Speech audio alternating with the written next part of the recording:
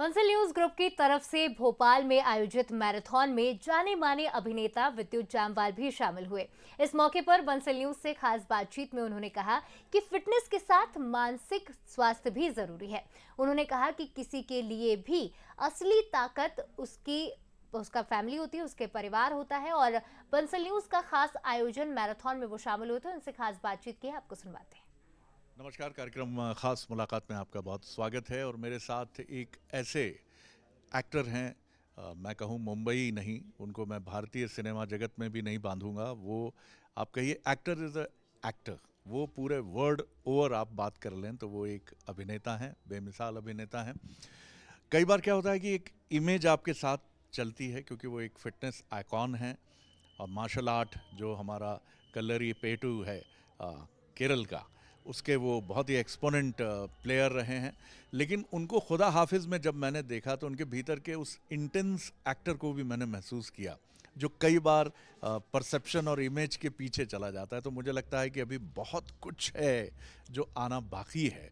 और जिस तरह से उन्होंने खुदा हाफिज़ और उसके बाद की सीरीज़ जो आने वाली हैं और आ चुकी हैं, उसमें उन्होंने जो एक अभिनेता को दिखाया है वो बताता है कि वो कमाल के एक्टर हैं।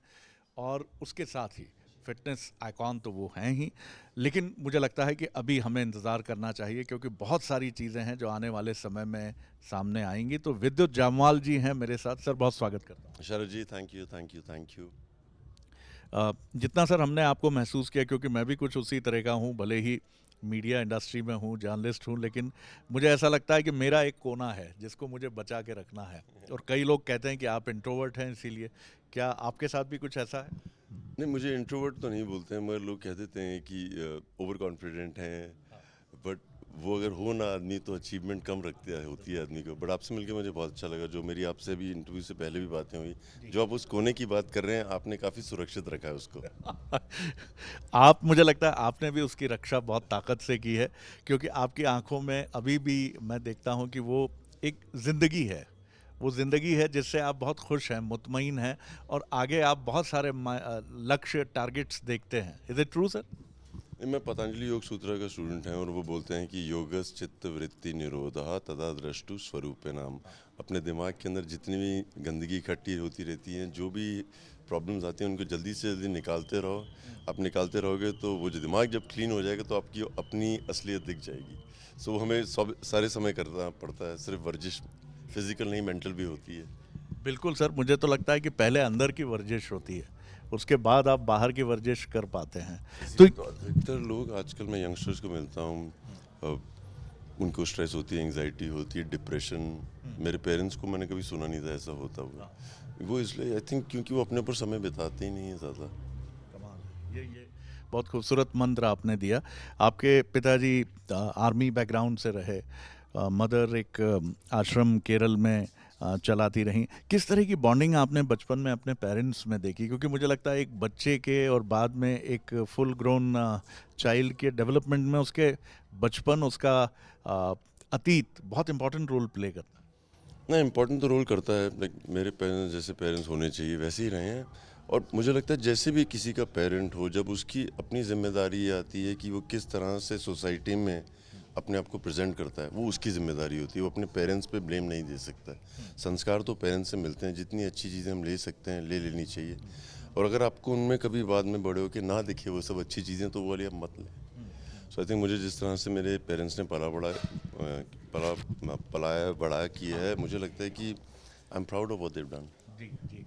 और जम्मू का जो आपका जीवन है, क्या आप महसूस करते हैं कि वो भी आपके लिए बड़ा एक बहुत एक टीचिंग, एक लेसन रहा कि छोटा शहर, किस तरह की अपब्रिंगिंग, कैसे आगे बढ़ना है और किस तरह की बॉन्डिंग है? क्योंकि मुंबई में रहते हुए भी मैं देखता हूँ कि आप बहुत कनेक्टेड हैं लोगों से। जी। मेरे फादर आर्मी में थे, तो मैं रहा हूँ छोटे शहरों में। और मुझे लगता है कि इस तरह के शहरों में जिस तरह के लोगों को पैशन होता है, इज्जत होती है, तमीज़ होती है, तहजीब होती है, मुझे मुंबई आते हैं ना, जो जो वो बरकरार रख लेता है, मुझे लगता है वो कुछ ना कुछ कर पाता है। सो इन शहरों में, जैसे आपने जम्मू में बोला, मैं कानपुर में पैदा हुआ हूँ। इस तरह के शहरों में जब आपकी परवरिश होती है, एक अलग तो होते हैं यहाँ, एक इज्जत होती है लोगों के लिए, एक एक एक होते ही आप में जी, तहजीब। जी। पूरा मोहल्ला आपको जानता है, आप पूरे मोहल्ले को जानते हैं, डॉक्टर साहब को जानते हैं, सब्जी वाले को जानते हैं, पान वाले को जानते और हैं। जब आप वापस जाते हैं तो वो पूरा हक जताते हैं आपके ऊपर, मतलब अगर आप उनकी पान की दुकान पे जाएंगे तो तसल्ली से फोटो होनी चाहिए और करने में मजे आते हैं वो सब। तो कानपुर और जम्मू के इस तरह के अनुभवों से आप गुजरे? नहीं, कई बार मैं अभी हाल में ही जम्मू में गया था और मैं इनफैक्ट जैसे भी मैं भोपाल में भी आया था। अब थोड़े समय बाद क्या होता है कि सब एक जैसे हो जाए, जितना प्यार आपको मिलता है ना, आपको लगता है आप ज़्यादा दे सकें तो अच्छा होता है।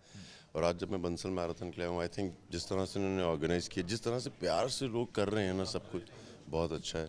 जहाँ पे पुलिस की लाठियों की ज़रूरत ना पड़े, मतलब ऑर्गेनाइजेशन अच्छी है। क्या बात। आज मैं कुंभ की भी बात कर रहा था, मैं कुंभ का मेरा experience as a Indian citizen था। मैंने पुलिस वालों को लाठियां चलाते हुए या गन्स लेके देखा नहीं। करोड़ों की तादाद में लोग थे, मगर वो जो एक दिमाग में जुनून था संगम में स्नान करने का, वो एक अलग पागलपन था। तो मुझे लगता है उस तरह की ऑर्गेनाइजेशन अच्छी लगती है जो आज मैं यहाँ पे महसूस कर रहा हूँ। ये आपने पहले भी मुझे बताया कि बहुत ही ज़बरदस्त एक अनुभव था जिसको आप कभी भुला नहीं सकते। तो क्या मतलब एक क्या आपने पल से क्या चीज़ फील की उसको देखकर, वहाँ वहाँ जो 1.5 करोड़ से ज़्यादा लोग थे जिस दिन आप वहाँ थे? मुझे लगता है कि श्रद्धा जो एक ऐसी चीज़ है, आप वो एक्सपीरियंस ही कर सकते हैं। और जब आप कुंभ जाते हैं, जैसे मैं आपसे आज बात ही कर रहा था कि अगर एक मक्का मदीना है तो यहाँ पे कुंभ भी है, जहाँ पे लोग सिर्फ श्रद्धा से आते हैं। मैंने देखा वहाँ पे लोगों को खाने की को ढूंढने की ज़रूरत नहीं, खाना मिल जाता है। रहना इतना आसान नहीं है उस तरह के इन्वायरमेंट में रहना, मगर लोगों का रहने का बंदोबस्त हो जाता है। जब मैं अपनी मदर के साथ गया था, मैंने माँ के साथ गया था, जब मैंने उनको स्नान कराया तो मुझे लगा कि सच में कुछ ऐसा काम तो हुआ है जो लोग बोलते हैं, जो अगले जन्म में काम आएगा। वो फीलिंग तभी आती है जब आप कर सकते हैं वो काम।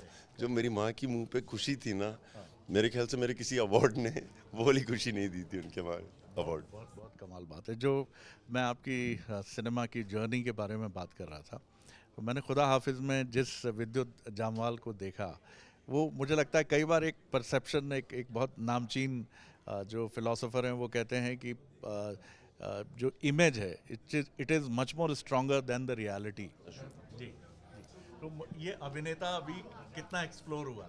नहीं हुआ है, मगर आपको पता है कई लोगों की पारखी नज़र होती है। मैं उनसे मिलता हूँ, एक तो वो अभिनेता होता है, एक फिटनेस एंथुजियास्ट होता है, कि एक अंदर एक नॉर्मल इंसान भी होता है जिसने ये सब पाने के लिए वो सब चीज़ें की होती हैं जो ज़रूरी होती हैं, जिसमें मेहनत इंक्लूडेड है, लोगों से के समय से पहले उठना, रात को लेट सोना, वो सब किया है।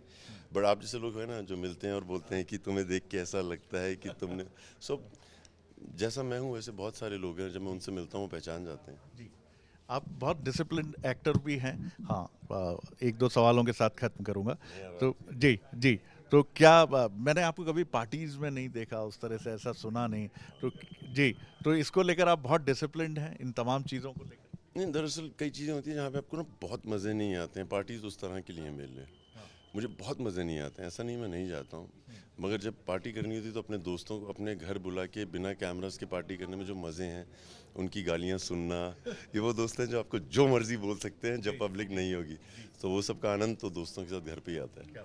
आखिरी सवाल कर रहा हूँ, क्या अपकमिंग आपके प्रोजेक्ट्स हैं? साउथ में ज़्यादा मसरूफियत है कि मुंबई में ज़्यादा है? क्योंकि दोनों तरफ आपने 2-3 लैंग्वेजेस में बहुत शानदार काम किया है। तो अभी क्या कोई ऐसा अपकमिंग प्रोजेक्ट जिसको एक एक्टर, एक फिटनेस आइकॉन, सब सब आपको बहुत सेटिस्फाई कर रहा है वो प्रोजेक्ट, कोई अपकमिंग फिल्म आपकी? नहीं, अभी तो मैं एक साउथ की फिल्म कर रहा हूँ, जैसे आपने बोला मुर्गदास की, और मेरी अपनी प्रोडक्शन कंपनी है एक्शन हीरो फिल्म्स। उसमें मैं, अब मुझे लगता है कि जिस तरह का हिंदुस्तान को सिनेमा देखने की ज़रूरत है, मैंने IB-71 बनाई थी जो इंटेलिजेंस ब्यूरो पे थी, मैं उस तरह की फिल्में बना रहा हूँ। तो मैं एक्साइटेड हूँ क्योंकि अब नया दौर आ गया है जहाँ पे मुझे भी एक मौका मिल रहा है अलग तरह से लोगों को अपने आप को दिखाने का, सिनेमा दिखाने का। मैं एक्साइटेड हूँ, मगर मैं आपके चैनल के थ्रू एक यंगस्टर्स को एक मैसेज देना चाहता हूँ। और मैं ये बोलना चाहूँगा कि अगर आपका कुछ सपना है, कोई भी सपना है, बस आप लग जाइए। आपके आसपास चाहे लोग यकीन ना भी करें कि आप वो अचीव कर पाएंगे, अगर आपकी माँ कर सकती है, आपका कोई बेस्ट फ्रेंड कर सकता है, तो उस सपने के पीछे पड़ जाओ। डेडिकेशन, डिसिप्लिन, एक पतंजलि कहते हैं ना, अभ्यास वैराग्य धाम तन निरोधा। आप प्रैक्टिस करते रहो, पहुँच जाएंगे।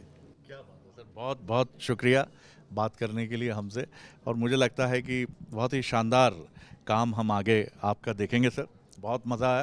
तो ये थे नामचीन एक्टर विद्युत जामवाल, जो कहते हैं कि सबसे पहली चीज़ है यंगस्टर्स के लिए जो मैसेज है कि आप डिसिप्लिन्ड होइए, अपने पेरेंट्स के सपनों को देखकर आगे बढ़िए और उनके अपकमिंग प्रोजेक्ट्स बहुत दिलचस्प हैं और जिसमें एक नामचीन जो साउथ के डायरेक्टर हैं मेरे ख्याल से गजनी सर जी, हाँ, वो उनके साथ उनकी फिल्म बहुत दिलचस्प होगी। और इस समय का जो भारत है ये बहुत ज़बरदस्त भारत है, मजबूत भारत है, तेज़ी से आगे बढ़ रहा है और ये शो करेगा कि किस तरह से और इसीलिए इनकी फिल्म्स में, इनकी पर्सनैलिटी में भी वो चीज़ दिखती है और एक स्पिरिचुअल इंक्लिनेशन के साथ फिटनेस पर भी पूरा जोर है और आत्मिक शांति पर भी जोर है। इसीलिए जब उन्हें आनंद उठाना होता है तो दोस्तों के साथ, उनके अपने दोस्तों के साथ उनकी पार्टी उनके लिए ज़्यादा आनंददायक होती है क्योंकि आनंद भीतर है, वो भीतर ढूंढते हैं, बाहर जाने की कोशिश नहीं करते हैं। खास मुलाकात में इतना ही, अगली बार एक और ख़ास शख्सियत को लेकर मिलेंगे। नमस्कार। खास बातचीत आपने विद्युत जामवाल से सुनी और इसी बातचीत के साथ फिलहाल बुलेटिन में इतना